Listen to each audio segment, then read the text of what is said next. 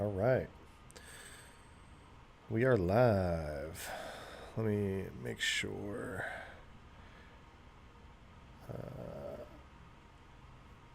I've got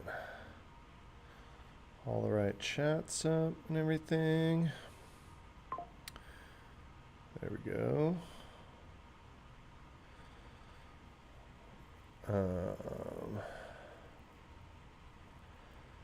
All right.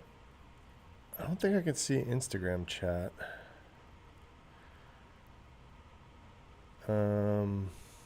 First time doing Instagram at the same time.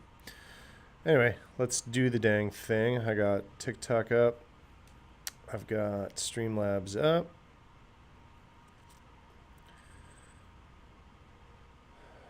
And I've got chat up for everything.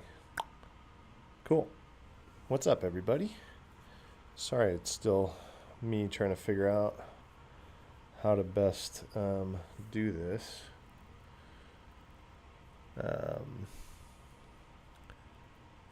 Yeah, I don't see. Oh, well. All right. I don't see Instagram chat. So sorry. If you're in Instagram chat, shout. I'll see if it's showing up or not. All right. Wanted to talk about a few stories. This one was one of the first ones. So this is a WhatsApp whistleblower going down. Happy Tuesday, Lorenzo. How are you doing? And what's up, boss? Thanks for joining.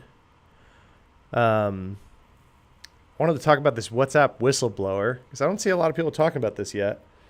But it's an ex-Meta engineer.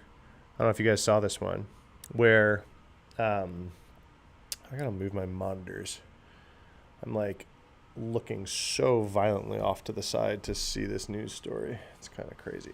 All right, how about that? And I'm still in front of my mic. Look at me go. All right, so the sub-headline here is what really got me, right? So it's like a Meta whistleblower that left. It says the engineer said Meta violated terms of an earlier statement with the FTC that required a robust security program and that stealing accounts remained too easy. So that caught my eye. First of all, Joseph Menn, if you don't follow Joseph Menn, just legend in the cybersecurity journalism space. He's like wrote the book on this stuff. So he's the man. Follow Joseph Menn's work, support journalists, all that kind of stuff. But I've got to meet Joe a few times. He's great. So the story here is that this Meta engineer left and is blowing the whistle, saying that they do not have the right staff in place to or the right capabilities in place to actually track account theft, WhatsApp account theft. This isn't on Wired. This is on Washington Post. I got an archived version because paywall. But so this guy worked there. He left, and now he is suing Meta, saying, what is it? A former security engineer at Meta WhatsApp sued Meta on Monday, accusing it of failing to protect its users' data, violating privacy regulations on multiple continents, and firing him in retaliation for filing whistleblower complaints with U.S. authorities. So apparently he was whistleblowing while still working there. Then he is claiming that is why he got fired. And then the suit basically says, hey, they are not doing anywhere near enough to protect user data. The retaliation escalated until his layoff in February. He was the head of WhatsApp security. So this wasn't like an engineer. They say an engineer, a former security engineer. But then it goes WhatsApp's head of security. It's like, okay, you're burying the lead there. That's not an ex-engineer. WhatsApp was in a violation of previous deal with the US FTC to have a robust security program that, in his view, mandated round-the-clock security staffing. He also said the platform failed to roll out measures to make it much easier to restore stolen accounts. Then he said that on estimate, 500,000 WhatsApp accounts are stolen daily. What? Are you out of your mind? That number seems crazy, doesn't it? 500,000 stolen WhatsApp accounts a day is what they're dealing with. And apparently not, according to this guy, not making it very easier to recover for those users to recover those stolen accounts. So that's pretty nuts. Then the other big claim here that I'm honing in on is, well, we'll get to this in a sec, but it said it did not disclose everything it collected from users. But the other thing is that he's saying that the employees, like a bunch of employees, have access to a lot of WhatsApp user information that they should not have access to, which I think is probably the most damning claim so far, right? But then what does Meta say? A spokesperson for Meta says, this is a familiar playbook in which a former employee is dismissed for poor performance and then goes public with distorted claims that misrepresent the ongoing hard work of our team. Security is an adversarial space, and we pride ourselves in building our strong record of protecting people's privacy. Because when I think of Meta and WhatsApp, I think of people's privacy. All right. I mean, the truth might lay somewhere between these two. I think it just kind of sucks to immediately throw this employee was dismissed for poor performance out at your former WhatsApp head of security. This is what, like, hey, everyone watching, don't be loyal to these effing companies, because this is what happens as soon as you leave. All right. If you, I don't know if what this guy, like, I obviously don't have any inside information about what this guy says is true or not, but he's not making like the most outlandish claims on the planet. He's saying WhatsApp is collecting more data than they're saying. He's saying that they're not doing enough internally to segment how much information people that work at Meta are allowed to access. That's not like the most earth-shattering claim I've ever heard, right? And yeah, like, he's saying that the FTC, that's why he was like really blowing the whistle. Is like, hey, we told the FCC we would do something. He's probably seeing his head on the chopping block going, all right, we told the FTC something. We're not doing that. If we get caught not doing that, that's me. That's my ass, right? I'm the head of security at WhatsApp. So he's going, hey, waving his arms up and down going, yo, like, we told the FTC we would do something. We're not doing it, right?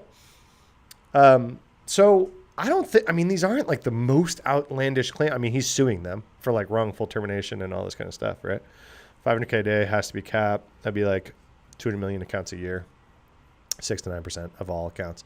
Yeah, so they say they have billions of accounts, right? Or a billion accounts. Out of billions in use, 500K estimated stolen accounts a day. That seems crazy to me too. Definitely do not be loyal to a company or a manager. Be loyal to yourself. Yeah, I agree. The way I like to put that is bet on the left side of your email address, not the right side of your email address. 100%. Couldn't agree more. So they said the company had 10 security engineers as of 2022, but 1,500 engineers had access to the protected data, far more than necessary, and said WhatsApp could not track what these 1,500 engineers did with that data. Guys, fully believable here, right? This isn't like the most outlandish claim in the world. He's not saying that they're like out here selling data, or whatever the hell it is. They're saying, hey, if you become an engineer at Meta in a certain department, because they have way more than 1,500 engineers, right? But in some department, maybe it's WhatsApp, there's 1,500 engineers, and they're saying that those engineers probably have access to data that they shouldn't, and that there isn't an audit trail to like track what employees are looking up that kind of data. Guys, call me crazy. I believe it. And then they bring up Mudge, right? So it's like, oh, this resembles the stuff brought by, this is Mudge's real name, Peter. And when he was the CISO of Twitter, he came out and was like, yo, Twitter cannot monitor what employees did, which is afoul of the prior agreement with the FTC. So Mudge, being the CISO, goes, well, I'm out. I've heard varying accounts of like this whole situation with Mudge and Twitter. I've heard different things from people that like had more inside information than I did, but I mean, I get it. This was of a time, especially in the last couple of years, you're seeing CISOs go to jail over stuff, right? Like you're seeing CISOs get sued over data breaches because of, generally it's not because of like lack of security.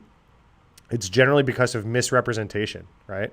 Like what did they say publicly? What did they say to regulators? Whatever it is. That's what they get in trouble for. So, I mean, I've never been in the CISO position at a publicly traded company, so I can't imagine, what's going through your head when you're like, hi, we told the FTC something, and what I'm seeing in day-to-day life, that's not true, right? So it's like, okay, now what? Now you got to cover your own ass, right? I don't know. We don't have a ton more info besides like this lawsuit coming out, but this was kind of a gnarly one. I'm not seeing this talked about too much, but they're basically just saying like, yo, WhatsApp is collecting more data than you all know about. And by the way, if you're an engineer at Meta in WhatsApp, they probably have access to all this kind of stuff. I still don't understand why people use WhatsApp. In my opinion, it's worse than Signal in every way. Yeah, I think WhatsApp is like mostly popular internationally. I'm in the US. I think most users of WhatsApp are international. And I don't know if that's like cultural. I don't know if it's like a better experience than, whatever it is. This is Washington Post, this article. Do I recommend WhatsApp? No, I wouldn't. I agree with the person in chat who said Signal is better in every way, especially for security. Because it's not blocked in other countries. Yeah. So WhatsApp is using the Signal protocol underneath the hood for the end-to-end encryption of WhatsApp. But it is closed source, right? So we don't know what's all going on. I did a YouTube video comparing WhatsApp to Telegram to Signal a few months ago. So go check it out on my YouTube. But it's using the same end-to-end encryption under the hood, but it's closed source, so we don't know a lot of like what's going on the in-between. And then there's also the what was I going to say? Like the end-to-end encryption is one thing, Meta's stuff is another, right? And then like Zuckerberg, everyone likes to point to Zuckerberg going on, I think he was on Joe Rogan's podcast, and he basically said like, hey, the CIA can see like your WhatsApp messages or something like that, right? Like he said something to that degree, right? And everyone was like, see? Like WhatsApp encryption is broken. It's backdoored. Zuckerberg even said it. And like literally, if you listen to the conversation, he points to like, what's his name? The journalist guy from Fox News, Tucker Carlson, right? Tucker Carlson, like Signal chats got hacked, right? And everyone points to that and points to Zuck, right? And all they're saying and all that happened with Tucker Carlson is the phones were hacked with government spyware, right? So like it's end-to-end encrypted. If the end is hacked, it doesn't matter that it's end-to-end encrypted. No, Signal is not backdoored. No, WhatsApp is not backdoored as far as we know, right? But WhatsApp does collect a whole bunch more information about you than Signal does, and the rest of the app is like all closed source and stuff. So, I mean, use it, whatever. It's your threat model. Like I have used WhatsApp, but if you're like worried about security and privacy, it's not your top bet, right? What about Telegram? Telegram is not even a secure messenger to begin with, right? So Telegram's not even in the same conversation. So Signal and WhatsApp use the same protocol, which is the best in class encryption, end-to-end encryption protocol, right? Signal developed it. It's open source. WhatsApp uses it, right? Telegram does not use that, first of all. Second of all, by default, your chats are open. You have to like opt into an end-to-end encrypted chat on Telegram. Not open, but not encrypted, right? And then it's impossible in Telegram to encrypt a group chat, which Signal does do. If you have a group chat in Signal, it is still end-to-end encrypted. They have a very, very cool encryption mechanism. Again, I go into this on the YouTube. I show all the diagrams about how the encryption works on all this on my YouTube video here. So go check it out. What do they track? Are you talking Meta about WhatsApp? Well, they have a lot more information about your name, your location, your phone number, your email address. They have like all the information tied to like your Facebook profile to your WhatsApp account, right? Signal just has a phone number, and I think they've even gotten rid of that. And I don't even think it's like tied to it for very long. It's been a few months since I like looked into like what they all track. There's like a really cool comparison site. I'll find it right now. You guys interested in this?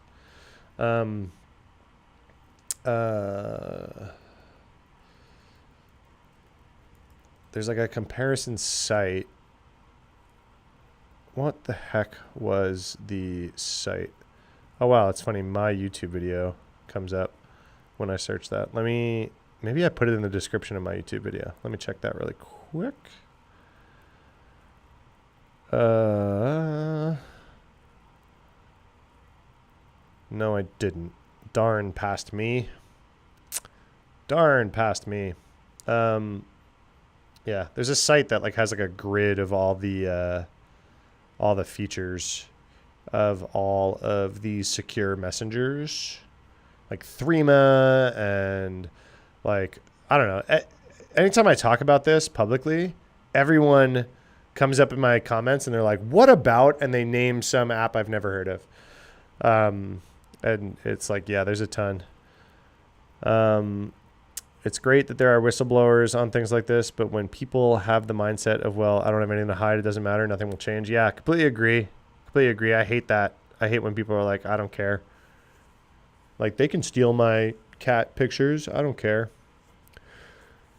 I hate that mindset. How about NPM 2FA flub? Yeah, I made 2 videos about it on my page so far. I do have that up in a tab to talk about. We can talk about this if you guys want. So we've got back-to-back massive NPM maintainers falling for phishing. Here's the phishing email. This is the phishing email. Can you guys read it? So DuckDB is the second, right? So a few days ago, yesterday, someone got popped, and they maintained like packages that had 2 billion weekly downloads combined. A few of them had over 300 million weekly downloads combined. And then today we found out about DuckDB. Same exact campaign, same exact email. It's a good phishing email. It's obviously a good phishing email. It's worked a few times, right? They say, hey, we're updating everyone's 2FA. Our records indicate you have not updated your 2FA in over 12 months, which is very normal, right? So if I got this, I'd be like, yeah, I haven't reattached a new 2-factor to my account this year. And basically they said, hey, update your 2FA here. And this worked, right? This is a fake login page. Once you click that, and you be popped. So these were the new packages. This wasn't the 2 billion packages, but this was still really popular. I don't think it's going to be the last that we're seeing of it. And the wild part for me here is these people got malware running on potentially thousands of people's machines, not 100 million or 2 billion or whatever, because it's not like anyone's going to pull these packages, that version of these packages all the time instantly. It was a very small exposure window, right? So, but even with the small exposure window, and throw the 2 billion number out, right? This threat actor got malware onto a bunch of people's accounts and then squandered that access by just trying to steal a few bucks in crypto and then didn't do it and then failed. It's like, man, we are lucky that this did not go a different way. This is like XZ Utils level of near miss, right? Well, you remember XZ Utils stuff and how we caught that right away too? By the luck of whatever that we caught that right away, that it didn't happen. That's what's going on here too.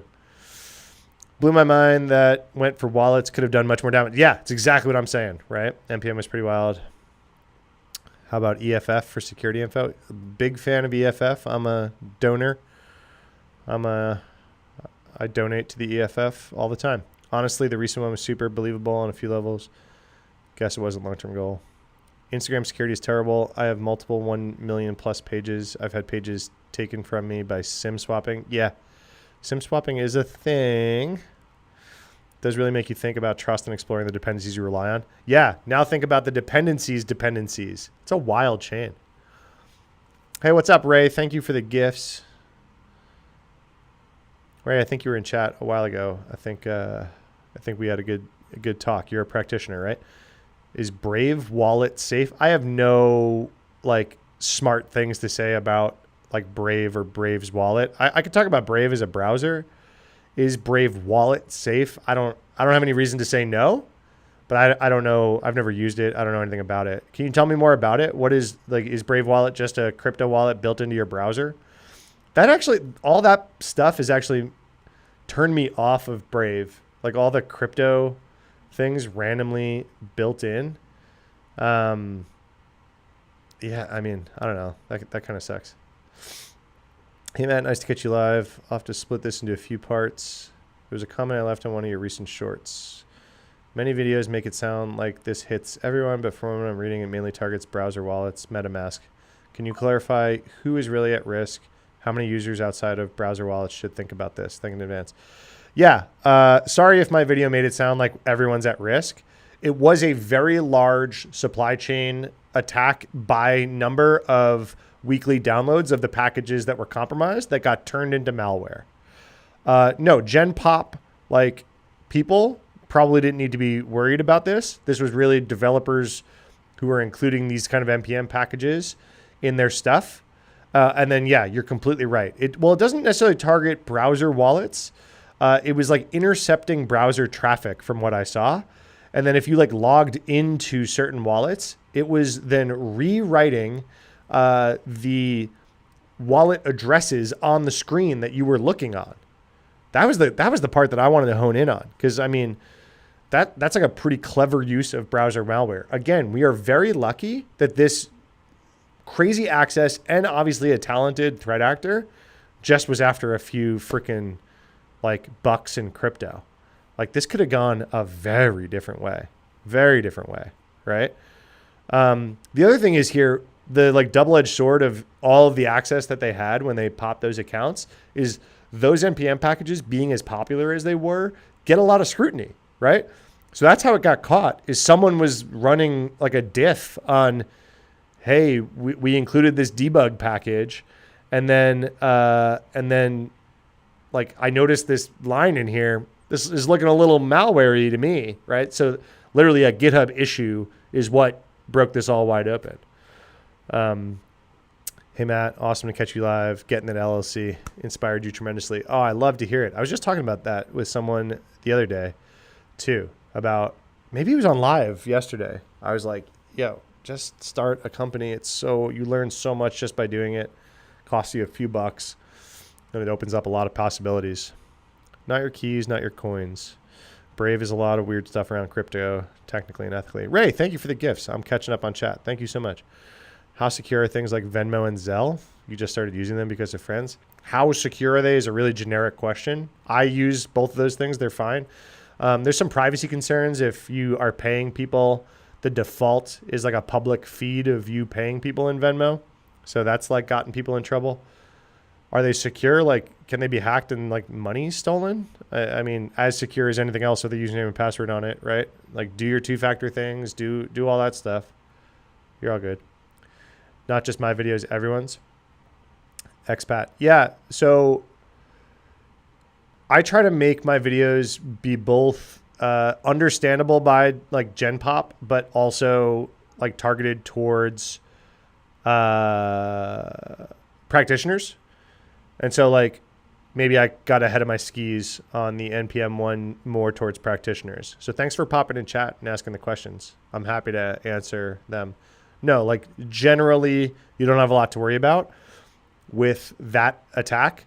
The interesting part here is that style of attack.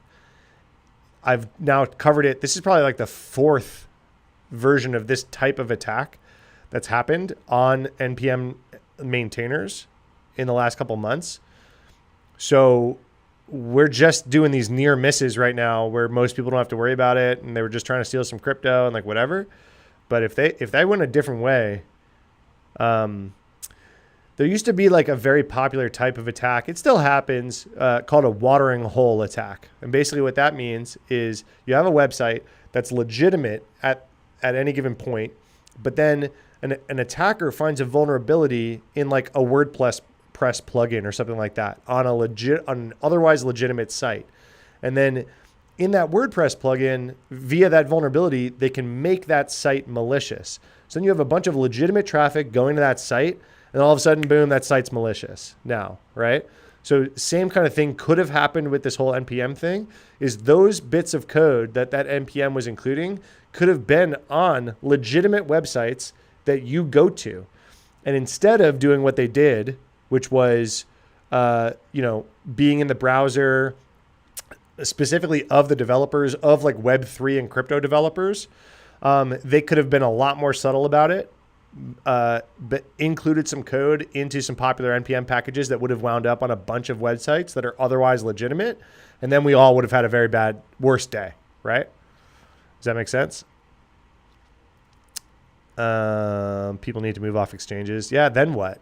Like, what do you like, what's the alternative? I'm not a big crypto guy, but like, is ransomware going to demand duffel bags full of dollar bills soon? You know what I mean? Mulvad browser is greater than Brave. I've never tried it. If you have more crypto than you're willing to lose, it needs to be in a hardware wallet. I can get behind that. Understand 2FA, secure passwords, best practice, monitoring sessions, logins. Yep, 100%. Buy yourself a YubiKey. Good investment. Shiny Lapsus Hunters claim they were behind SalesLoft, valid or fake. Google Threat Intel Group says fake. It says they were behind SalesLoft. So right now, all info about Shiny Lapsus Hunters, scattered, whatever, is very all over the place right now, because some of the big ones got, the big members of that crew got arrested. So there's all these weird Telegram channels coming up claiming to be like those groups and all this kind of stuff. I heard some info today about the SalesLoft thing being like a GitHub breach that got to the SalesLoft thing. Let me I can look more into that. This was another story I wanted to talk about. I want to put this up on the screen so I don't forget. Hey, thinking about going for comp sci degree, how do you think the job futures look? I mean, job market's always kind of weird and hard and murky right now. The macro is really hard to predict right now. I think AI is changing things fast, but it'll probably overchange things and we'll see a correction. Stay the course. If you're like thinking about comp sci, I encourage you to do that for sure. Sorry, yes, your explanation was clear. Thank you. Yeah, no problem, expat. Thanks for popping in chat on YouTube. How safe are general ads on TikTok and other platforms, like accidentally clicking things? There's tons of like malvertising. It happens all the time. There are malware-ridden ads that make their way onto Google and Facebook a lot. TikTok, I don't know. I don't hear about a lot of malvertising. There's probably scams, right? But like if you're talking about accidentally clicking things and then like getting hacked via that, less likely, right? That would have to be you clicking via on a thing and then having a really old, not up-to-date browser or operating system that would ever like land a drive-by download on your machine. But more so like scams, right? Like you click on an ad and then you fall for whatever's on the other side of that ad, and then you're kind of screwed, right? Hardware wallet only solution. WordPress. I do not like being used in my enterprise environments. Simply, yeah, WordPress with PHP. A lot better than it was 15 years ago. Still kind of hard, especially with the plugin ecosystem over there. How does Brave have better privacy than Mullvad? I don't know I haven't done like a good breakdown of Mullvad. I know a fair bit about Brave and some of the other ones, but SE for GitHub access. Yeah, I don't know if Tank. I don't know. Literally trying to stay the course. I'm rooting for all of you that are trying to break in. Let me know how I can help. ClickFix was big on TikTok a few months ago. Yes, I made a video about that. Yeah, what was the video saying? It was like how to do something on Spotify, and it basically taught you to like run a PowerShell command that would hack you. So it wasn't like an ad that you clicked on that was bad. It was like a video that if you just like did what the video told you to do, to like download this Spotify, like unlocked Spotify account or something, free Spotify premium or something, right? And it was some like hacker video that had like black gloves hacker stuff, and people were falling for it for sure. Extensions scare me. Changing hands. Yeah.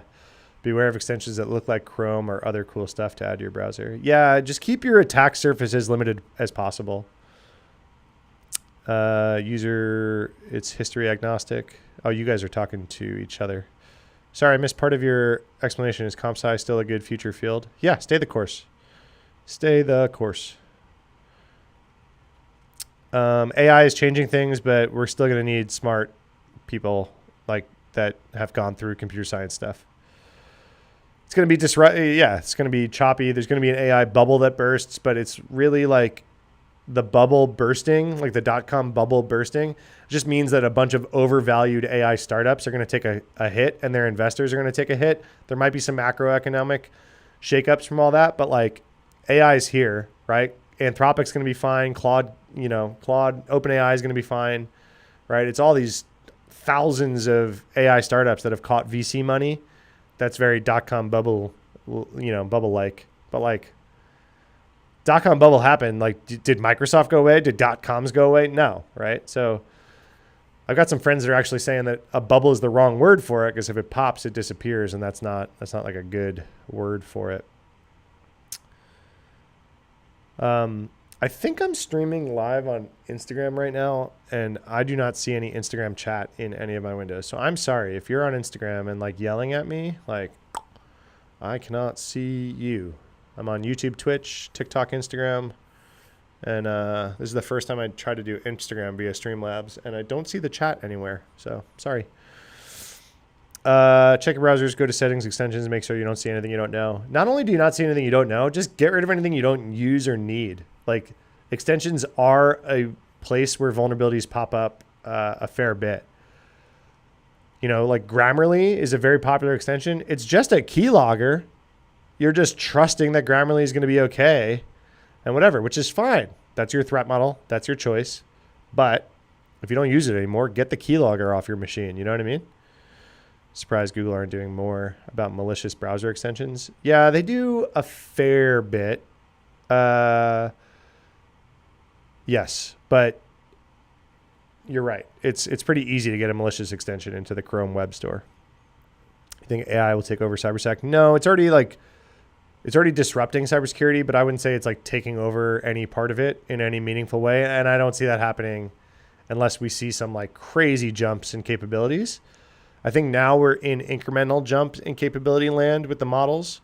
And so right now the moat that everyone's creating is, instead of making new models, like I don't think GPT-6 is going to be the like game changer, right? What about Google Translate? Same thing. It's got access to your microphone or something, right? Or it's got access to text on your screen. It's fine. It probably doesn't have vulnerabilities in it, but if you don't use it, like you're giving something permission that you don't use, that you don't need, right? So just like monitor all the stuff that has all the permissions, right? So what I was saying was like GPT-6 isn't going to be the thing that like is the actual PhD level. Like Sam Altman comes out and he's like, GPT-5 is basically a PhD that you could hire, right? And it's like, well, no, it's not. It's like got a very good general knowledge base. We're seeing these huge, right? They're costing them hundreds of millions of dollars to like train these massive general purpose models. And I don't see that as like the next game changer. What I see is like what's happening now, which is let those big mega scale companies go and train new models. Great. We'll use them, right? I see two things. One, the smaller companies are not even trying to train their own models anymore, right? They're like, okay, you guys go, you big fish go. The real moat that the AI companies that are doing well are creating is more about creating the scaffolding and piping and context and all this kind of stuff to actually use the models to their like greatest capability, right? Like me using GPT-5 and Claude Code is I probably have very, very different results than someone who's just logging in for the first time because I understand how to provide context. I've got all sorts of sub agents in Claude Code. I'm doing all sorts of crazy stuff, right? So that's what the AI startups that are coming out that are doing anything of worth are making all that scaffolding and context and piping data to the big models, right? And then I think the second thing that we're going to see is more specific, smaller niche models, right? So instead of trying to beat GPT-6 at GPT-6's game, you're going to see some company be like, we just train the best like financial analyst model. That's all it knows. Don't ask this thing the weather. Don't ask this thing to do, like to write you a blog post. But like, boy, oh boy, does this model know how to do like financial predictions or analysis or whatever, right? And like, that's where I think those two directions are where we're going to see over the next couple of years. A long-winded answer to like, do I see AI taking over cybersecurity? Sorry. Oh, it's Matt J. Hey, Matt J. Hey, I don't know who you are. Do you know me? Hi. Have you heard of Lucas AGI? No, I have not. It's hard to keep up. Maybe I have. Specialty AI. Yeah, that's kind of what I'm saying. Specialty AI things seem a little bit more realistic to me. Right? Here, I've got this other blog post up. Let me put it on. Let me put this on the screen. We could talk about this again. I talked about it on live a bit ago, but it's this. I'm worried it might get bad blog post about from Daniel Miessler about like how AI is going to shake things up, right? And so his real. I'm going to scroll to the bottom, and then we can kind of talk about some of the like specifics. But like his real point is like, yeah, all the stuff that you're saying is true. Like with AI, like, taking over jobs, but like we could probably absorb a lot of them by themselves, a lot of these issues by themselves. But he's worried since all of these things are happening at the same time that, that this is going to be bad. Right. So it's like cost of living is insane. We've already seen massive layoffs. We already see people with 20 years experience can't get interviews, never mind the new people in boot camps or CS degrees or anything like that right now. I still stand by my stay the course, please, right? It's hard, but I still think it's worth it. Billions are being publicly announced to be spent, like saying we are trying to replace as much of our workforce as possible with AI. The companies aren't being shy about it. Salesforce is like, we're not hiring software engineers in 2025. I think a lot of these big companies are full of crap when they're saying a lot of this stuff because I think they're saying it as an excuse to right size for all of this stuff, right? You ever see layoffs happen in giant waves? It's because it's PR, right? You can like point to a layoff wave and go, look, like all my peers are doing layoffs. So of course I'm doing layoffs. Same thing's happening with AI and not hiring or layoffs. So it's like, how much of this is actually AI? How much of this is PR? He's really worried about credit card debt. I don't have like a smart take here. If the data that he puts is right, yeah, it's trending in a bad direction. because everything's expensive and getting worse. So people are putting more and more on their credit cards to just maintain their lifestyle, you know. Mental health crises, fragmented media, out of control, mis and disinformation. We no longer have a shared understanding of reality. This one truly does worry me too. And we're primed to fight each other because of that no longer shared reality. We're in a bunch of debt and everything's getting worse, not better. So he's basically saying, like, the answer to, like, if he was to answer your question, is AI going to take over blank, is maybe, but that alone doesn't matter or shouldn't worry you. It's this collective pile of shit that should worry us, right?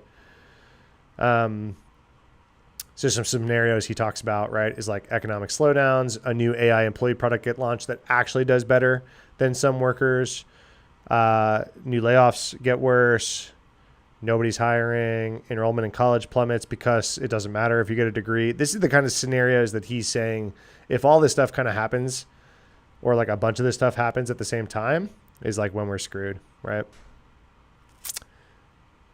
What do you guys think about this? A hunky-dory? Kumbaya. Thanks, Matt, for depressing me. I'm in college. Why did you just read all that for me, Matt? Literally the most recent chat. Would you recommend beginning learning cybersecurity? Yes. Despite everything I just said, yes. AI, cultural and intellectual stagnation, kids having their creativity stifled, right? You kind of expected robots to take the shitty jobs, and now robots are like being creative for us. It's like, no. Have you seen Hex Strike? What do you think about it? Adam, what's Hex Strike? Maybe I have. Following. Really interested in cybersecurity, but I don't know where to start. Here. Start here. Sure. Consume cybersecurity content. Pick what you like about cybersecurity and run at it. Learn a bunch of stuff. Learn publicly if you can. Write blogs. Do stuff. Meet people. All right. I officially depressed everyone in chat. You want to talk about some news? I'll talk AI stuff all day. Red teaming MCP framework. Not really into the AI MCP stuff. Hex Strike. No, I haven't seen it. Interesting. Let me look. I have seen a bunch of the AI pen tester like companies. I haven't seen the red teaming MCP framework. That's super cool. Is it a premium? Do you have to pay to access the red teaming MCP framework? And do you know the tools that it's giving you access to via MCP? That's super interesting. You were thinking Google Cert, Sec Plus, NEC Plus, AWS, and making a lot of projects. I mean, skip the certs. I don't, unless you like don't know anything and like you're using those to like learn some stuff. Cool, but I don't think those pile of certs are gonna like help you stand out. I'd say learn as much as you can. Learn publicly if you can. What's your opinion about the AI robot versus the lion? I don't know what that means. Best projects to do as a student to be on the blue side of cyber. I really like KC7 Cyber. It's like a cool tool that I like.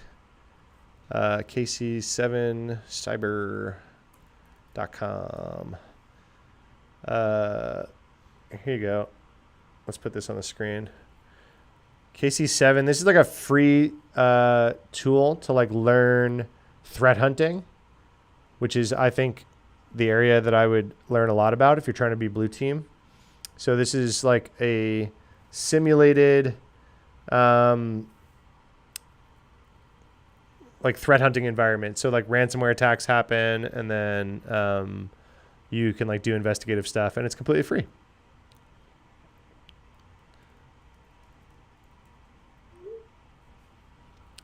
This is super cool. I like to talk about this. Sorry, YouTube chat, missed a few. I think the most accurate thing that I've heard concern the subject, and I tell my friends and family, is AI is not going to take your job. Someone that knows how to use AI is going to take your job. I think that's a good way to sum it up. It's a decent way to sum it up. I think the other part that what Daniel talks about, I'll get back to KC7 in a second. The part that Daniel talks about that's super interesting to me is like Hey, just go read this blog, first of all.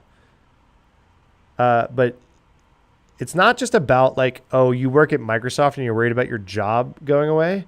It's, do you work for a company that for some reason, as a company, is sticking their head in the sand around AI? And that they're just going to get bulldozed by a competitor with half the number of employees as them that has like successfully used AI like to optimize their workforce in a given way, right? To catch up to you in development. They're going to come in cheaper or whatever it is, right? And then what, right? It's not that your job was at risk. It was your company that you worked for did not optimize. And then the company just freaking got annihilated and disappeared, right? What I'm really worried about is those companies and services and products disappearing altogether because they're replaced by more efficient companies and products to do the same thing, but better with fewer people. I think that's a good point, right? So it's not necessarily you and like your employer trying to replace you with AI or someone who knows how to use AI better than you. It's what if you work for a medium-sized company, right? Like I've got a few friends that are founders of companies that are really like, they are AI forward, but like they don't like control their company anymore, right? They've just kind of stepped back and their company operates without them, but they were the founder and they look at it and they go, what are you doing? This whole team should be moving so much faster and all this kind of stuff, right? I'm like, ooh, I'm really worried for them of like, oh, our competitor is going to like show up, right? Sorry, that question was in YouTube. Going back to TikTok chat, catching up. I think you guys were asking about this game.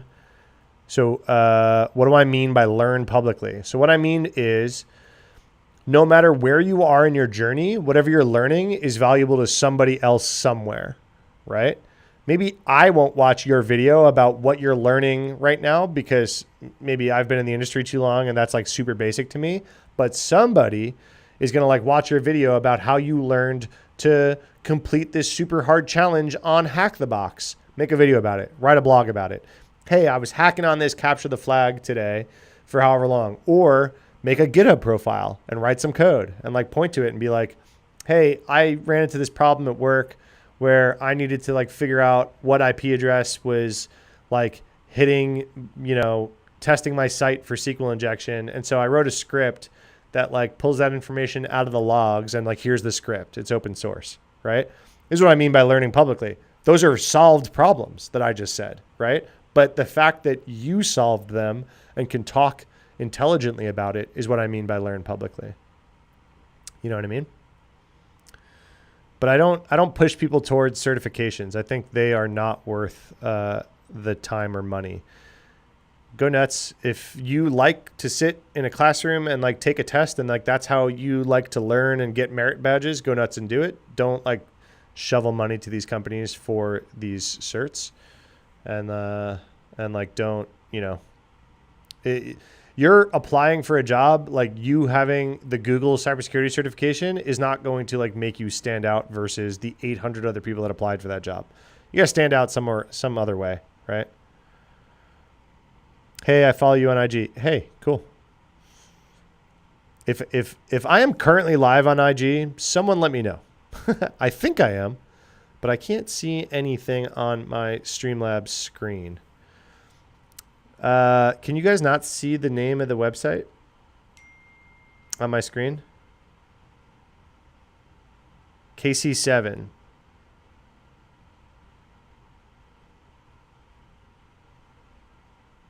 Really? It shows up on my screen.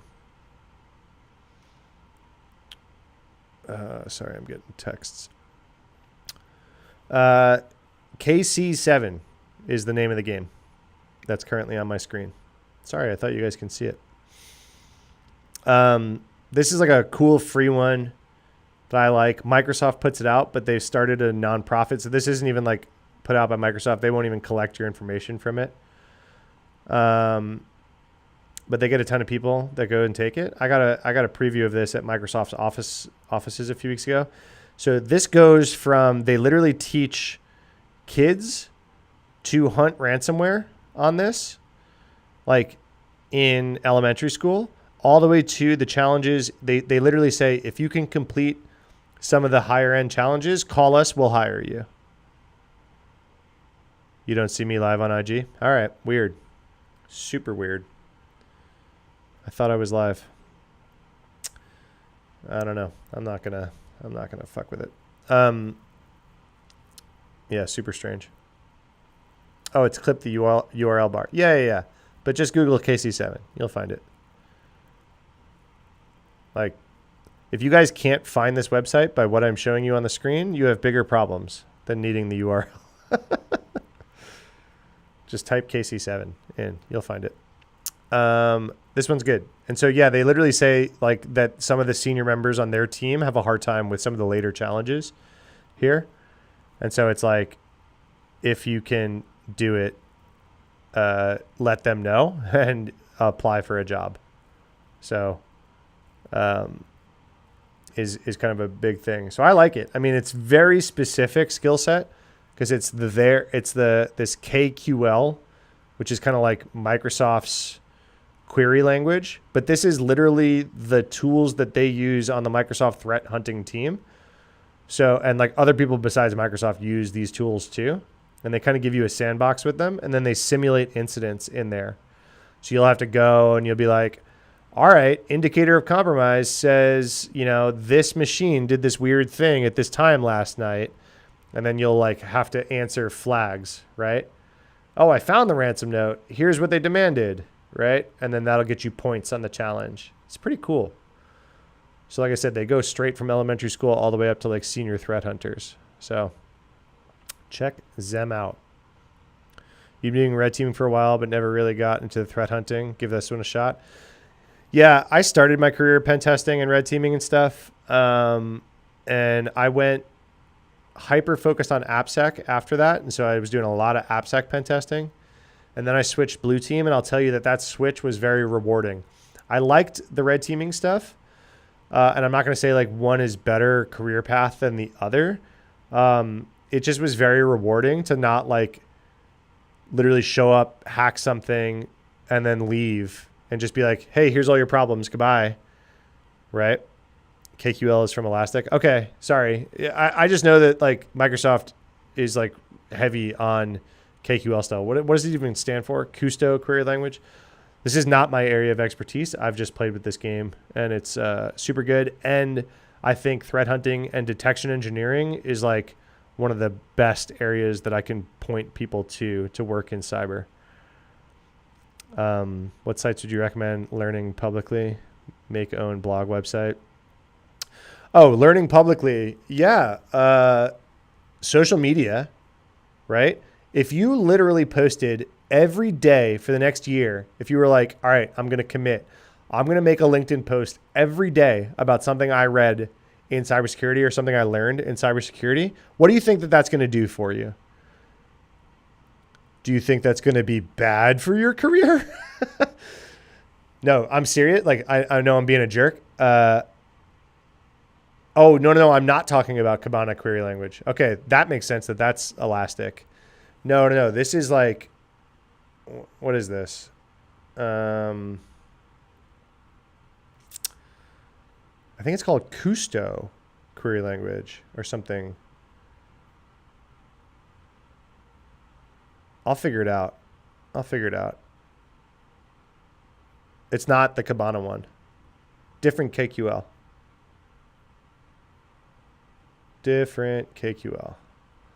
But does it say on here KQL? No. It's not saying it on their blog. I'll figure it out. Yeah, answering the learn publicly, right? So like, you don't like, sure, go ahead and start your own blog. First of all, how about this? Use Claude Code to develop your own blog and CMS and write about that. Be like, hey, some guy told me to learn publicly and I didn't want to start a Medium.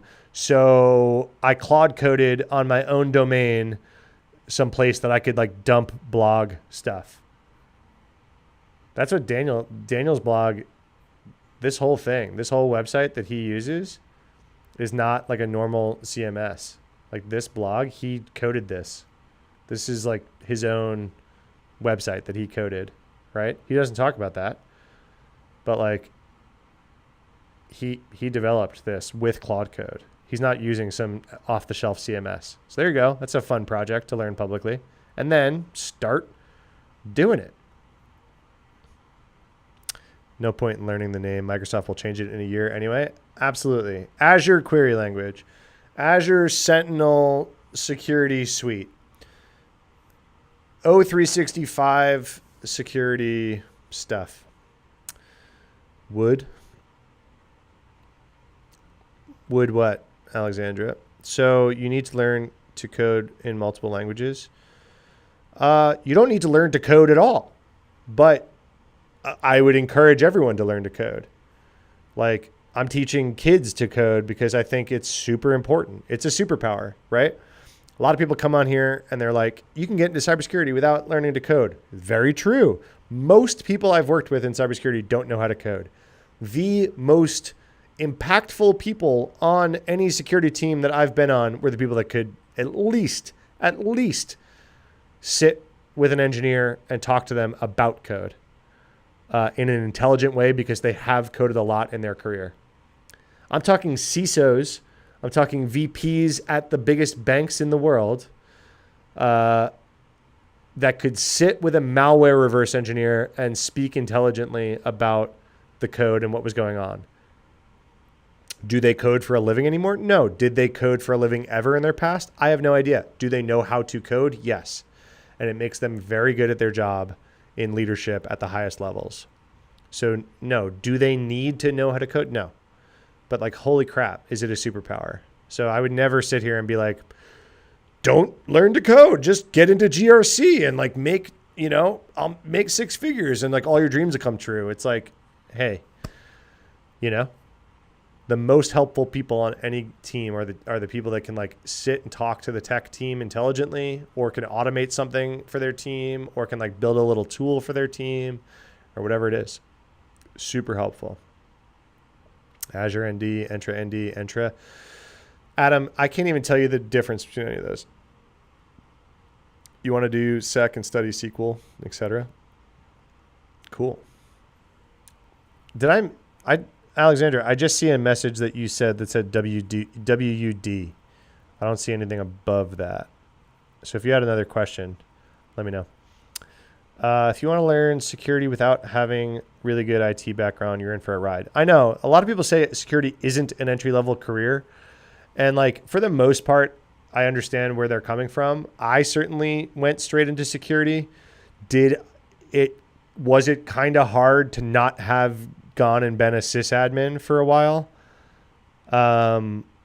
Yes. Right. Like, should I have gone and like gotten some hands-on, like system management experience, really kind of understand like system architecture and like development and everything? Yeah, man, would I have been better at my job early in my career? And then even the only way I've gotten that through my whole career is side project stuff. I've like never been an engineer or sysadmin for my day job. Yeah, you did, LMA. Sorry, I didn't see it. It didn't come through. I'm even scrolling up. I don't see it. What languages do you recommend to learn? Python for sure is everywhere. Golang is great to learn. It's harder. If you don't know any coding, Golang is hard to start with. Python and JavaScript are kind of the easy buttons to like learn to code a little bit. But if you want to like sling some good code, Golang is kind of the direction that a lot of the industry is moving. YouTube chat says Bash. Yeah, absolutely. Use some scripting would certainly help. The most important part is just to learn how to code, right?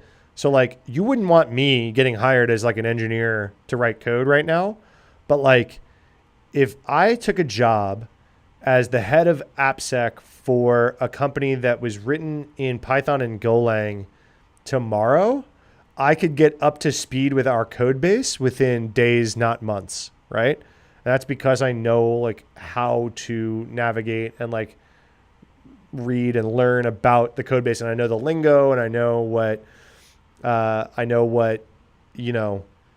is going on. If I look at the structure, okay, this microservice is doing this. YouTube chat says easy maybe for you, buddy. Okay, easy is relative, right? But Python and JavaScript are certainly digestible as first programming languages to like learn the concepts of programming. Are you going to like be ready to sling efficient production level code soon? No. Would I be able to give you some other code and you'd be able to kind of maybe tell me what it does? If you spent the next 90 days just inhaling Python and JavaScript? Yeah, I think maybe you could. Trying to use Intune to replace Azure Entra. Yeah. Eef.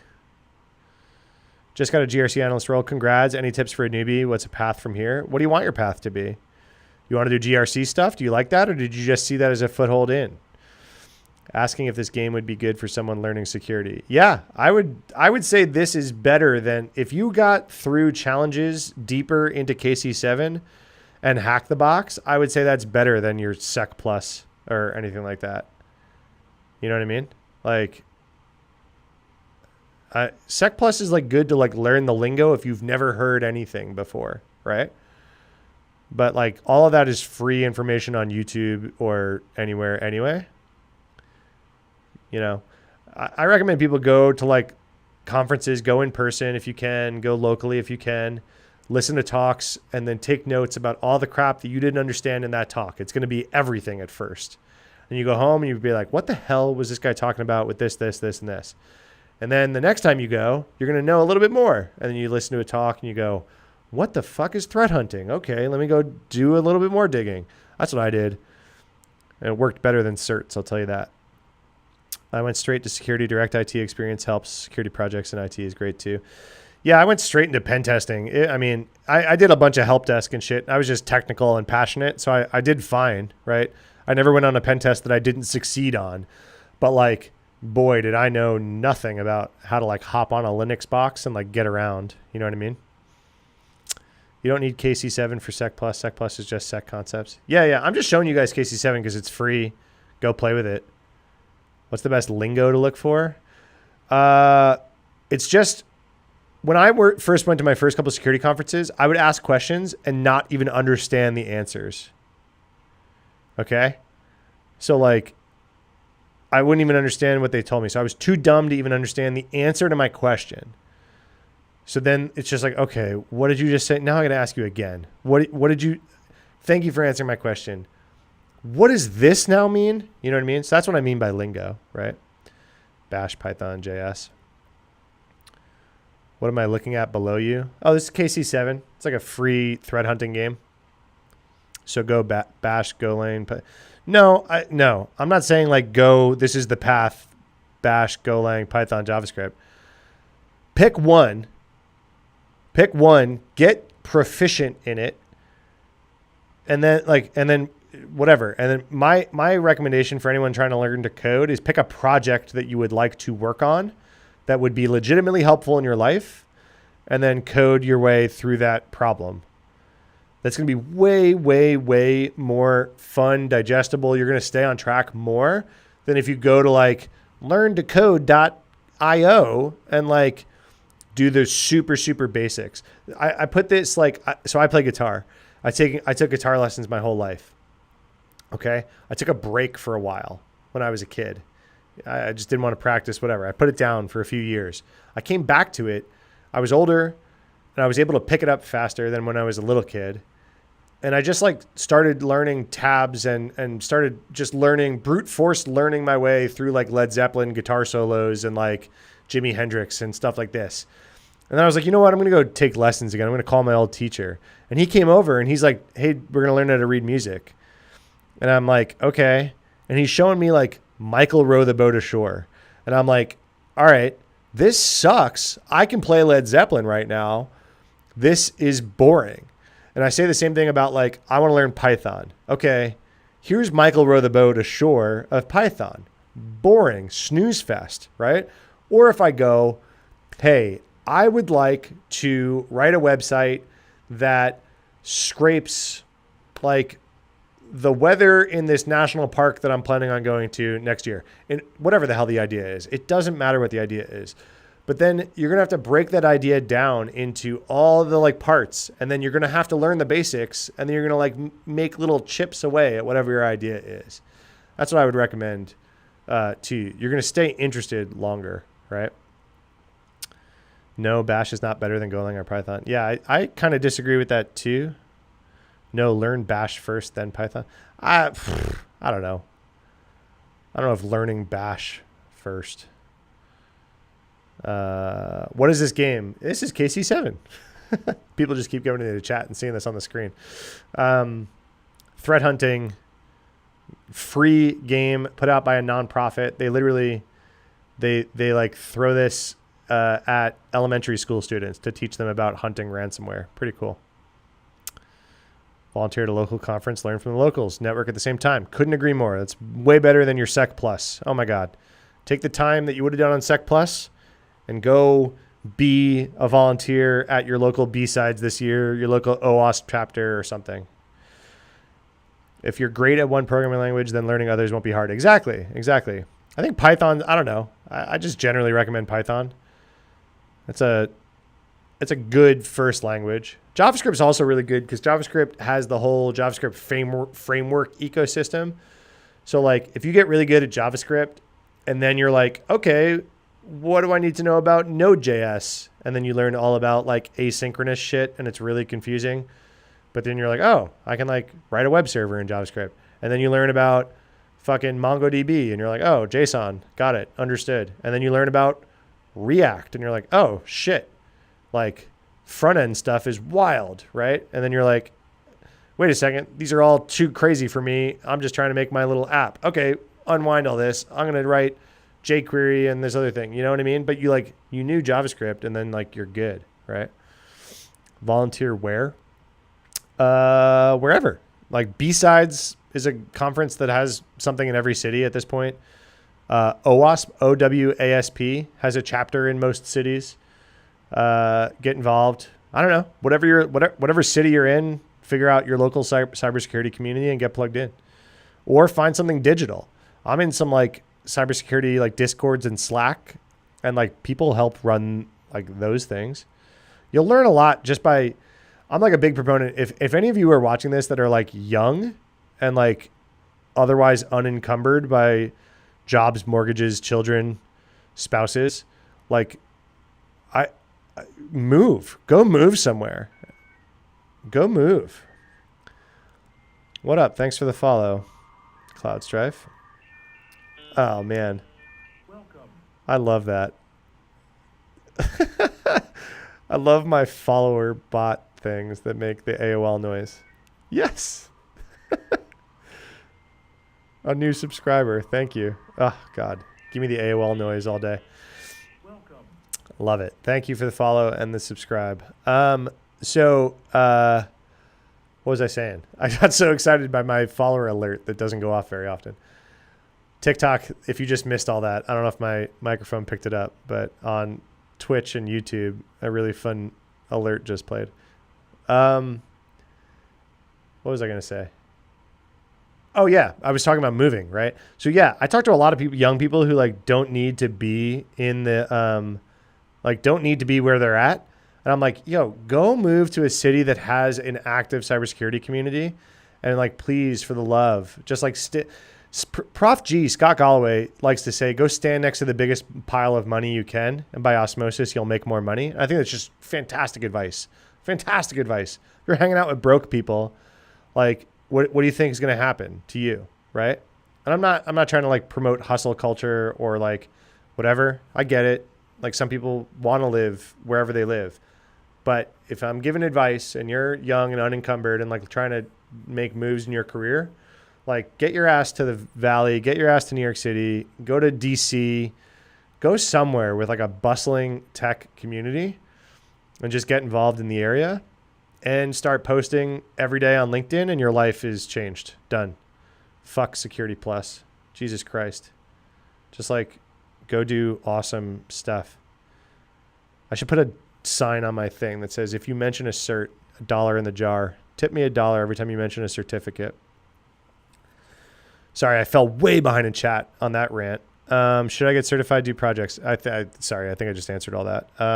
Local conferences, B-sides. Hey, thanks for you guys answering each other's questions while I ranted. Appreciate you. B-sides Connecticut, Death Con. Oh my God, there's a con everywhere, every week. B-sides New York City, absolutely. Wild West Hack Fest is going on in South Dakota soon. Holy shit, really great conference in South Dakota. So like, even my advice about moving doesn't matter because you can get involved wherever you're at.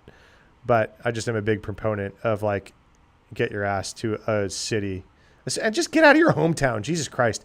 Like all your baggage from your whole life is in your hometown. Go like bump off of like different awesome people. People in chat are just naming B-sides now at this point because they're everywhere. Sysadmin, Sec Plus, experience in Linux. What should I focus on next to get you into cyber? Depends what you want to do in cyber. Do you want to hack? Focus on hacking. Hack the box. Try hack me. Do you want to defend? Maybe look into getting good at AWS stuff. Do you want to do threat hunting? That's what's on the screen. What do you recommend for parents with children wanting to learn programming? How to not get frustrated? How old are the kids? I don't know. There's a ton. Check out Scratch. It's like this MIT learn programming game for kids. Scratch. Here you go. For kids, parents of kids learning program. This is scratch.mit.edu. This is free. And it teaches you like the concepts of programming for kids. So you can like pop in here and then it like, you have like a little character and then you could do like, if, move this thing 10 steps, then turn, but then there's like a conditional. Where's the conditional? There's like if, so that's like motion. And then there's like events. When the start button is clicked, move 10 steps. Turn, wait 1 second.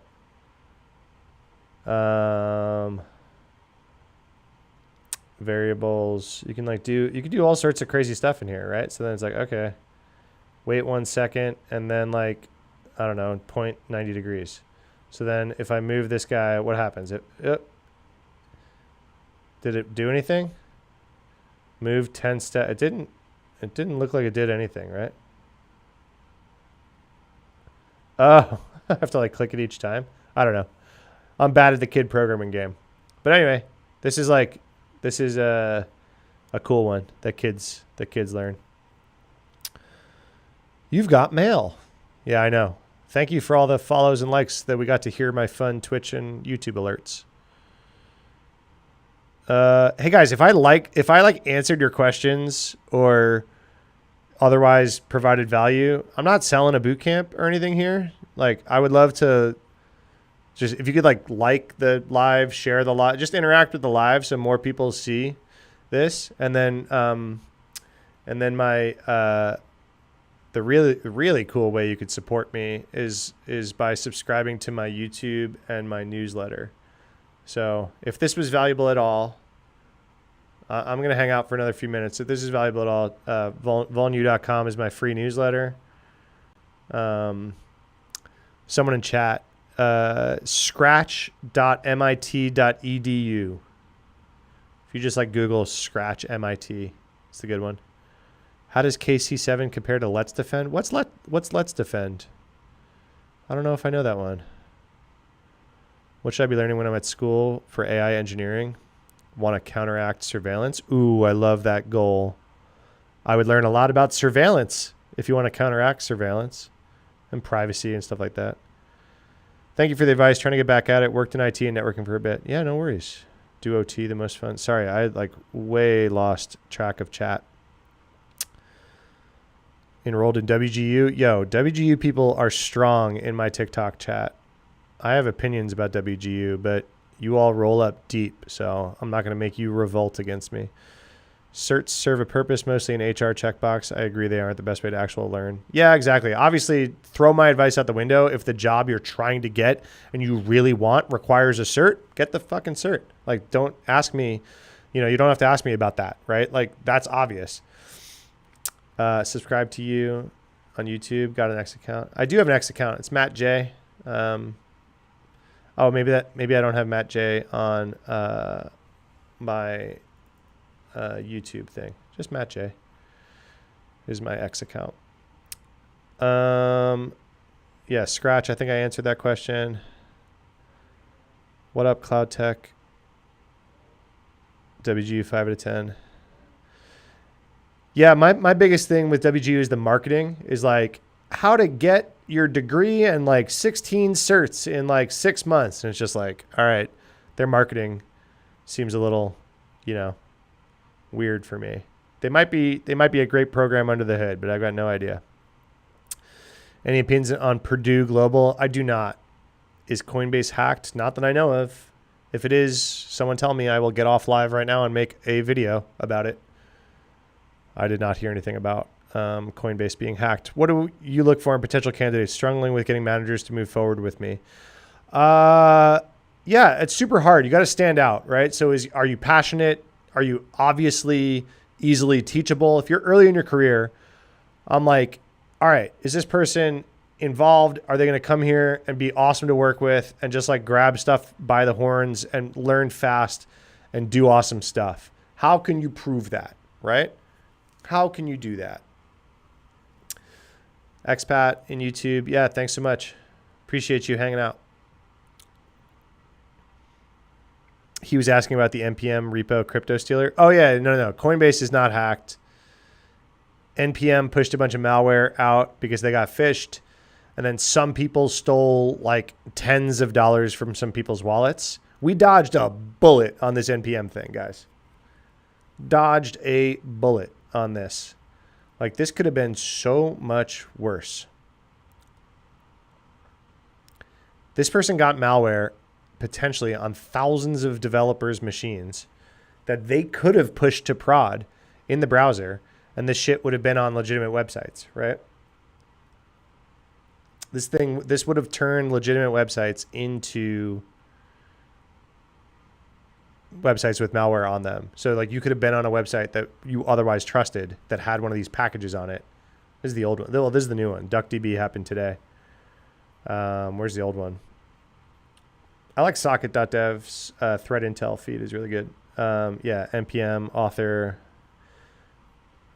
Quicks. This is the list of the old list, right?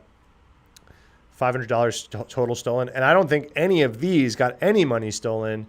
It looks like the DuckDB one today had a few $100 stolen. But boy, did we dodge a bullet. Boy. Look at this. Yeah, so here's the phishing email. This is what almost caused a nightmare on the internet. It was right here. The internet's free as all the knowledge in the world. Yeah, that's what I'm talking about. That's why I say stop being cert obsessed. Yeah. Yeah, absolutely. The best people I've ever hired on my team. I've hired hundreds of people in my career. I've interviewed thousands of people in my career. I'm not exaggerating on either of those numbers. I've been doing this 18 years. I was a team lead and manager really early in my AppSec career at White Hat, and we were hiring like gangbusters. They moved me to Texas. I built that team to 65 people before I left, and that included, and I helped hire some people back in California, and I was talking to people about their Belfast office, and then I ran giant teams. Hey, thanks for the follow. Welcome. Oh man, I love that 56K noise. I've literally interviewed thousands of people. Have I ever looked at the freaking certification section in someone's resume? No, I have not. So yeah, this is basically the main topic I talk about on TikTok. Cause man, everyone comes in here and just starts asking about certs. It's like put $1 in the machine. Distracts. Sorry for interrupting, and your name is Distracts. Hilarious. Hilarious. No, thank you for following. Please interrupt. Dude, it's just, I just switched over to Streamlabs to start multi-streaming on TikTok and Twitch and YouTube at the same time. And Twitch and YouTube have like the alerts that pop up. And it's just, not a lot of people are watching me on Twitch and YouTube. I got a lot more people watching me on TikTok. And so the alerts don't fire very often. And so I sometimes forget that they're there. But thank you for the follow, Distracts. Hilarious. Distracts for interrupting. Wow, that's a lot of accolades. Hey, I'm not like, you can go look me up on LinkedIn. I don't care about like bragging about my accolades. I'm just trying to say I've hired a lot of people, and the best people I've ever hired had 0 certifications, right? Or I don't even know what certifications they had. It didn't matter, right? The best people on my teams were just awesome. Roman, what up? The boomers here on YouTube. Yeah, I'm a boomer. I'm a YouTube boomer too. I got forced into doing the TikTok video stuff. It's just worked out. I've got a really great community on TikTok. It's pretty awesome, actually. We did a great job of making the barrier to InfoSec look like degrees and certs. Oh boy, did we. There's a lot of money to be made in certs. That's why. LOL, I came from TikTok. Wanted to make sure I supported. Hey, thank you very much for going and following me on Twitch and YouTube if you were in TikTok. Appreciate you. Are you the only one that gets an echo? Do I have an echo on TikTok? Sorry. Thanks, private equity. Yeah. Do I have an echo? Let me know. No echo. Okay, just that person. Roman, what up? Good to see you. Is cyber still viable with AI in the industry? Yeah, absolutely. Absolutely. AI stuff is just making, honestly, right now, like, boy, howdy, is cyber still viable with AI stuff. AI is job security right now. It's writing way more code, which means it's writing way more vulnerabilities. Yeah, way more stuff to attack. If you went to DEF CON or Black Hat this year, it was the year of prompt injection and AI hacking talks. And I went and talked to like some of my most legitimate people in like the Black Hat who've been talking at Black Hat for years. And they were like, man, if you want to know what hacking was like in the 90s, that's what hacking is like right now with AI. Everything old is new again. It's like all the old vulns that we didn't have to worry about anymore are now back in AI land. So yeah, it's like insane. You got a follow a few days ago with your vid of child exploitation within games. Thank you for covering that. Absolutely. That video bombed. That's my worst performing video on YouTube to date. Did you guys see that? Oh man, I don't know if you guys like, I did the short on Instagram and TikTok. And then everyone was like, hey man, this is a 9-minute video on Instagram. Can you please put this on YouTube because it's long? And I did. And like 7 people watched it. No, it's like 400 people, but like still that's no people. You're trying to broaden your social media feed, who you follow, more cybersecurity and such. I try to train my algorithm to give me more tech stuff too. Especially good tech stuff, not people like peddling stuff. I don't like following people that are like peddling stuff. I'm not selling you guys anything. So, Roman's the GOAT. What certs or boot camps do you recommend? None. 0. Put $1 in the jar. 6 figures in 6 minutes. Buy my course. Yeah, dude. I see that shit all the time. You have 10 years in tech industry. I love that people don't always need certs and a degree. Yeah, exactly. Just trying to say it's not always easy getting seen without them. I understand the compulsion to say that. It's not easy to be seen without them. I think it's hard to be seen even with them. And so you are putting a lot of money and time towards something that still makes it hard to be seen during, which would be much better spent learning and doing and meeting people is my thing. My LinkedIn account is my government name, which I think is on my account. Link in bio, I think should have all my social media. TikTok, Dirty Joker. I think I have a link tree in my TikTok bio, right? So you can find stuff.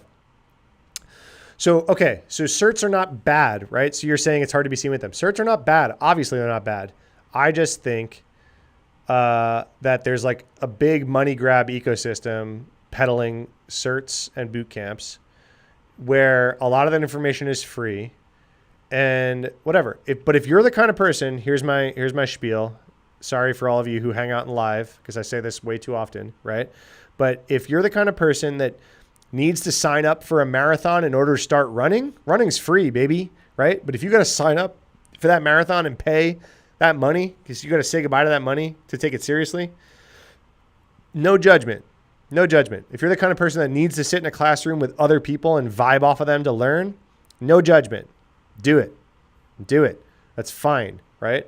But man, is that all that information is free? And I'd rather you guys just get out in the real world and start meeting people. Trust is built over beer and coffee, not over certifications on your resume. That is never built. You having a Security Plus has never made me trust you anymore. But if you wrote me on LinkedIn and you were like, man, your team is my dream team. I'm flying to your city. I'm going to this conference. Can I buy you a coffee? Can I pick your brain? How do I get on your team? Whatever. I've hired those people before. I've never hired anyone just because of a certification they had. I'll tell you that.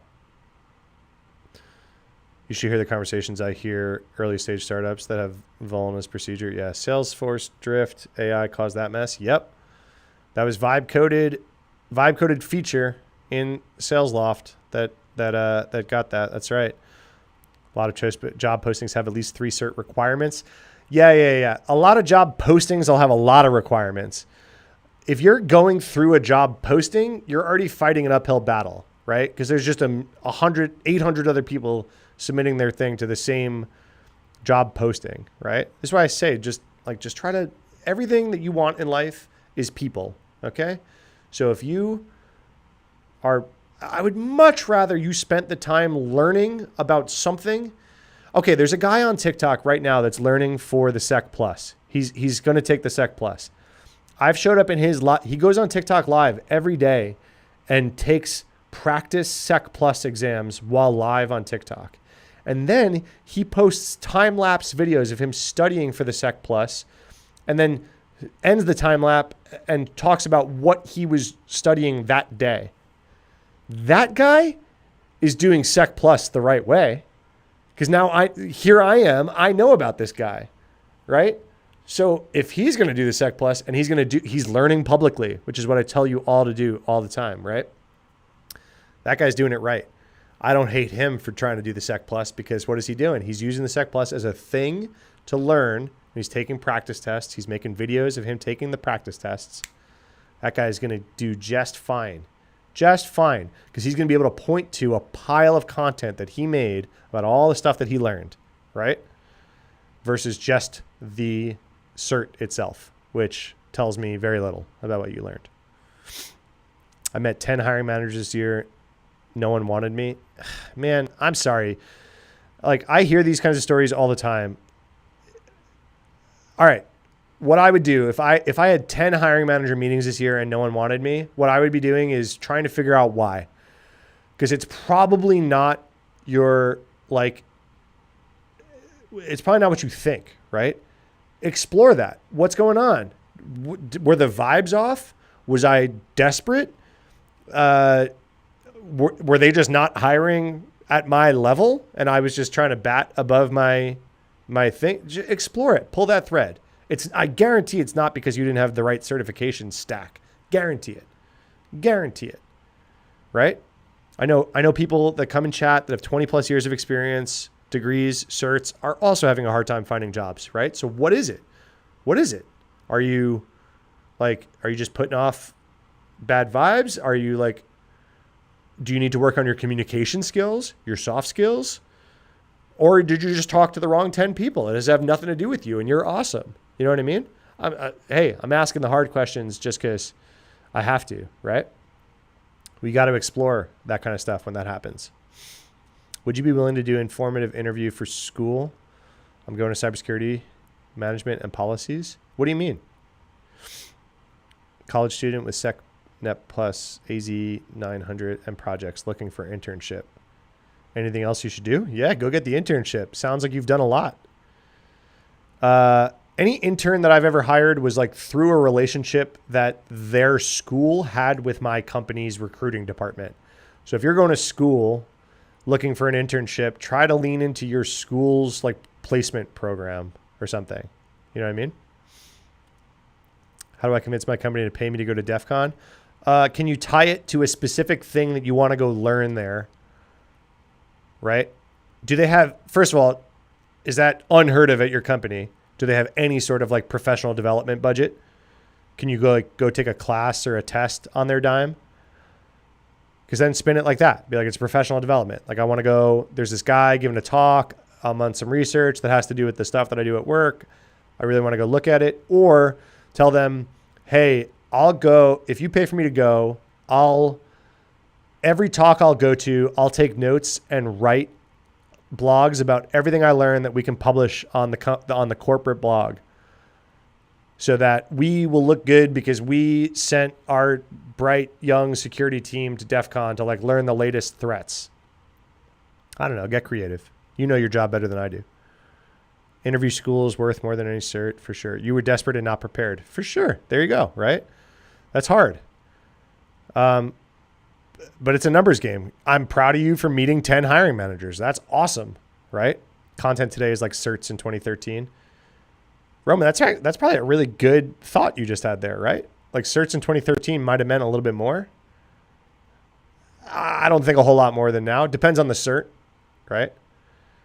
Making content's huge for your career. I don't even care if you don't want to make videos, if you don't want to write blogs, just got to point to something. You just have to be able to point to something because you can't point to your resume. Even if you can point to your resume, I know people with 20 years of experience that are having a hard time right now. You got to figure out something else you can point to.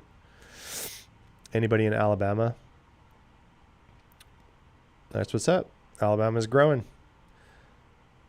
Tell everyone about SalesLoft Drift last week. Oh, I was talking. Yeah. I talked about it last live. I can talk about it again if you want. You guys want to talk about SalesLoft? Unfortunately, it appears there is underhanded kickback things going on in quite a few companies, for sure. How would you start learning about cybersecurity? I mean, you guys are doing it, right? You're hanging out in a cybersecurity channel. I'm talking about cyber. I got a phishing email up on the screen, baby. Like, this is it. This is real cybersecurity right here. This is what's getting people hacked right now. Literally this. No vulnerabilities. This isn't a vulnerability. So being a streamer really does intersect with InfoSec. I mean, guys, you don't have to be a streamer. I have yapped on the internet since I left the womb. You can find my tweets going back to 2007 and 8 about InfoSec, okay? This is something I enjoy doing. You don't have to follow this exact footstep. What I'm getting at is if you're comfortable doing it, and please just, even if you're not, maybe lean into the discomfort. But I really recommend, like, write a LinkedIn post a few times a week, every day. Write a tweet every day, just about something that isn't your breakfast or football or some celebrity gossip or whatever, right? Just like point to like, hey, look, I'm passionate about this and I'm learning about it and I'm reading about it. And like, here's what I'm doing. And you're just going to get better and better and better and better. And if you do it every day for a year, I promise you, good things will come to you. Doesn't have to be videos. Doesn't have to be a streamer, right? Yeah, no. I'm the king of yapping. Yeah, for sure. How much knowledge for vulnerability scanning and STIGs? What's STIGs? Sorry. Should one have trying to get a defense job? What's STIGs? I don't know. Vulnerability scanning is just a very generic topic that, like, yeah, a lot of companies and defense jobs are going to worry about. It's like almost ancient at this point and just table stakes. So like knowledge of vulnerability scanning, it's like, I mean, there are vulnerability scanning products. You run them on a bunch of IP addresses. They give you a bunch of reports. You got to figure out which ones you got to fix, right? Yeah, Distracts. See ya. Thanks for stopping in. Knowledge about vulnerability scanning is kind of hard. I mean, like, I ran the vulnerability scanning program at B of A when I was there. We had a lot of people that were really like whiz people at like really understanding the vulnerability scanning products and how they interacted with our environment and like how to get results faster, how to triage results, but like how to know. You don't know about Stig? Dissa Stig? Guys, am I saying a D's nuts joke without realizing it? What resources would you recommend learning AWS through a cybersecurity approach? There's a free, here, I'll pull it up. There's a free one, Cloud Slaw. This is a good one. This guy runs the AWS, he runs the cloud training at Black Hat every year. It's like super expensive because it's Black Hat training. And he puts this up for free. Cloud Security Lab a week, SLAW. And he puts up, he's slowing down a little bit, but he puts out a lot of really good content on AWS and security stuff. So go check out Cloud SLAW. What happened to NPM? NPM got hacked via phishing. Well, not NPM. Some NPM maintainers got hacked via phishing, and malware ended up in their packages. Go watch my most recent 2 videos.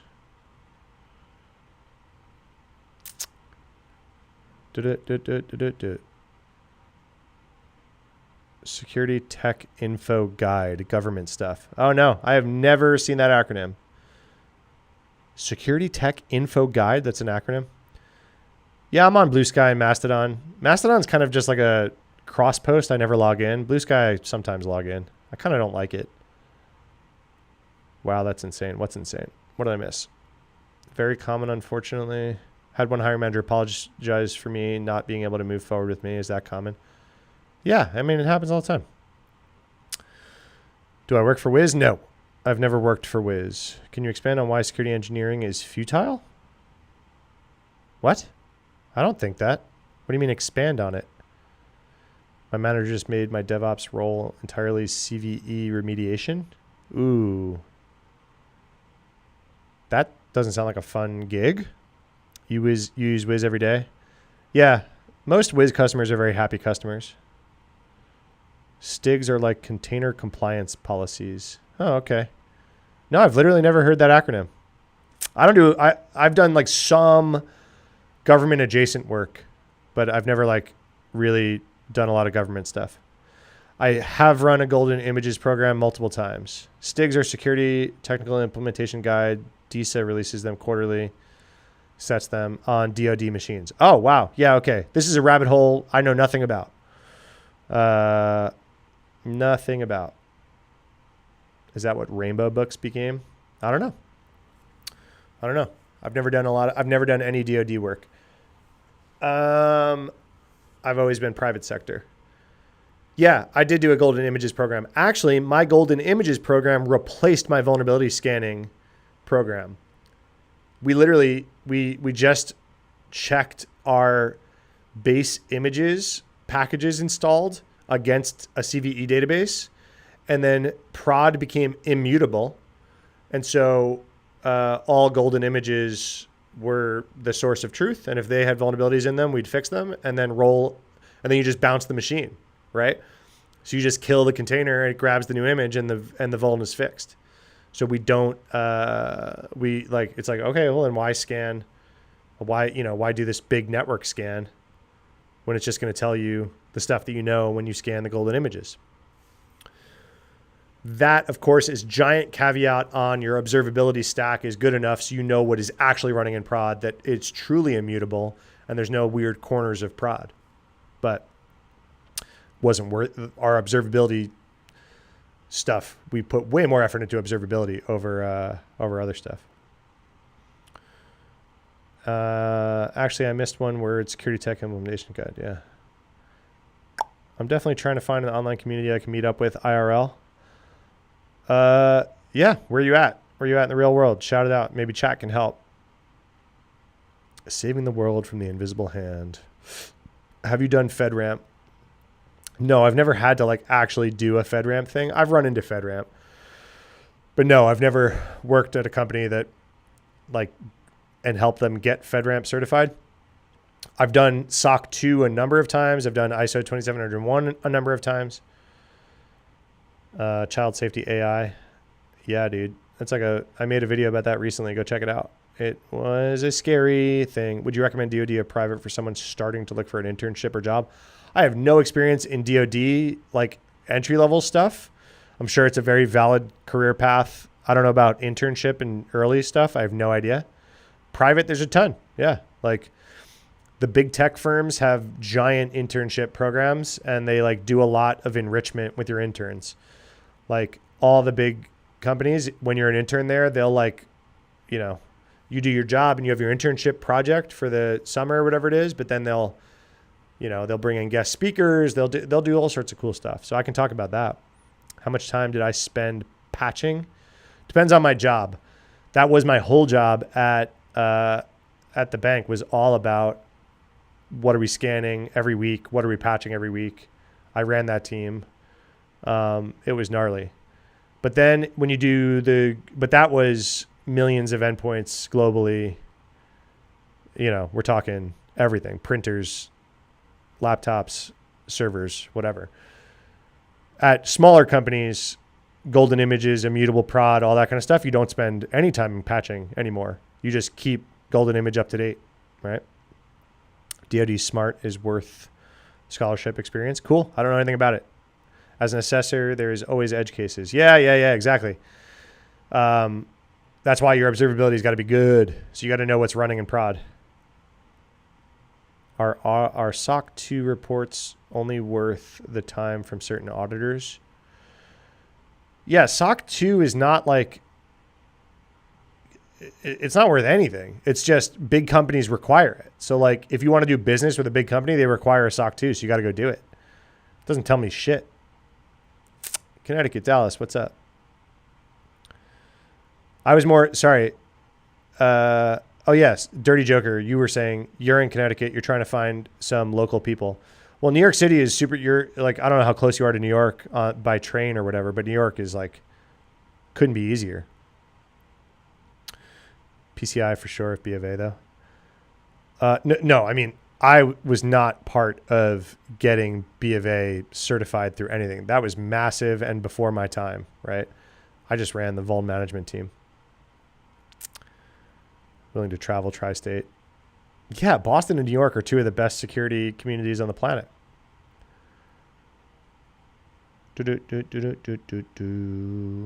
SOC 2 is worth it when what you put into it. You define the control. Exactly. SOC 2 is just, your report is just saying where you like fail and don't based on some baseline, right? So you can get SOC 2 certified, but you're defining what like your own bar is. So then whoever you give it to can read it and go, well, this person isn't doing enough or they are or whatever, right?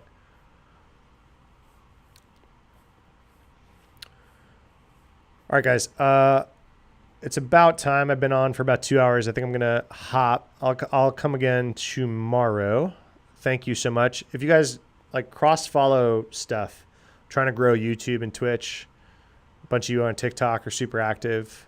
Link in bio. Go follow me on the other spots. Really appreciate it. Go follow my newsletter. And yeah, thanks guys. This is awesome. If this was cool, like follow, share, do all that stuff. I'm going to, it helps me. It sends the signal that I should do this more often. So